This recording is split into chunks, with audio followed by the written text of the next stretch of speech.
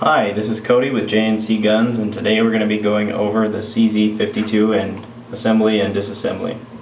It's a pretty amazing gun. It's a lot of fun to shoot. The ammunition is incredibly well priced. It shoots the 7.62 by 2.5, so it's a 30 caliber 25 millimeter bullet. It's incredibly high velocity. You can see it's a necked cartridge. So you have a lot more powder, a lot more pressure behind that cartridge. It's actually kind of close to a 357 mag, which is interesting. A really lightweight one, of course. But so the first thing we're going to do is we're going to be safety first. We're going to make sure the gun is not loaded. So we pull out the magazine. There's no ammunition in there. Then we're going to look in the chamber. So we pull the slide back, and we look in there. None loaded, none in the chamber. So then I'm going to go ahead and decock it and ride it forward. Now the safety's right here. Fire, obviously red means dead, right? So you're going to make sure that if you ever pick up the gun, you want to make sure the safety's on and you want to check to see if it's loaded. But for a takedown, you do need the safety to be off, which is why it's so important to check it first. The sights in the back, it's in place, or the back is able to go right or left. So you can adjust for windage, but you can't adjust for elevation. They don't go up or down. Which, it's not a problem, it's a pistol. You're not going to be picking stuff off in a long distance. So for takedown, all you have to do is you see these two here, you need to pull those down and then push forward and up on the slide. And it comes off pretty easily. Set that part aside for now.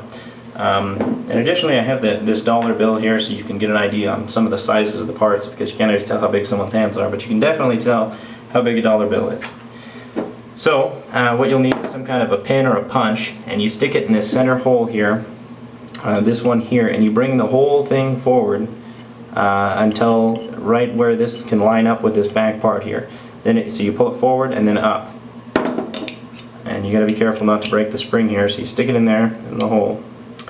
Pull it back and up, just like that. So then it comes out, there's your spring. Here's your you got to make sure you clean this properly. There's your little cams, your roller locks. It's pretty simple.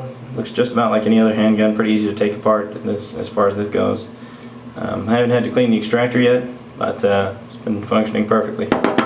So the other part I wanted to go over is actually how to take the grips off. There's a big concern on how to do this. They're kind of complex.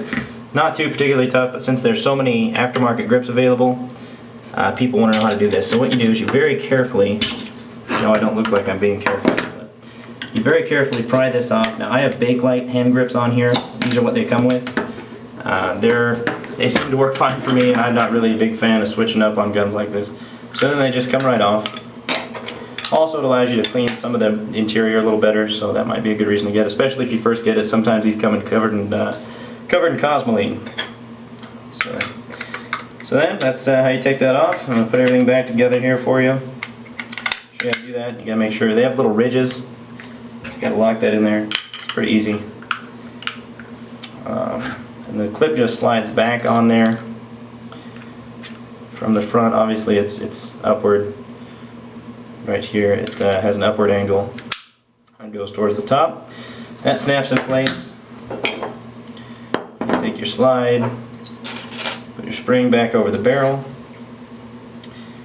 line it up, and again you do the exact same thing in reverse. You stick this in the center hole there, you pull forward. Now you have to be careful not to bend the spring upward or down. You have to watch that and do this slowly. So you go forward with it. You kind of have to feel around until you get caught in those grooves there, and then once you're caught in the grooves, you go forward, these grooves here. Then you can push down and it goes right in. So then you have two different grooves. You're going to line this groove up here, this outward groove with this inward groove, and kind of push down. Make sure the whole thing is down and back. And voila, there you go. It's put together. It's pretty easy. It does require tools. That's the only thing I don't like about it, but nothing complex. And other than that, it's a great gun. Firing pin is a little weak on it. I would recommend buying an extra firing pin if you get this handgun. I've had one break already just from dry firing it once or twice. But other than that, it's a lot of fun.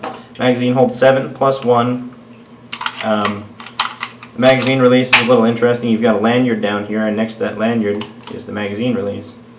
So it does lock back on the last round, which is a neat feature, especially since it's a little bit of an older handgun. Now, I wouldn't consider carrying this just because it is an older handgun, and you know, not only a lot of the ammo that you can buy for it is not very reliable, not only that, but you run into older handguns not knowing whether or not the parts, what condition they're in, unless you completely pull it apart. So thanks for watching, and again, this is the CZ-52.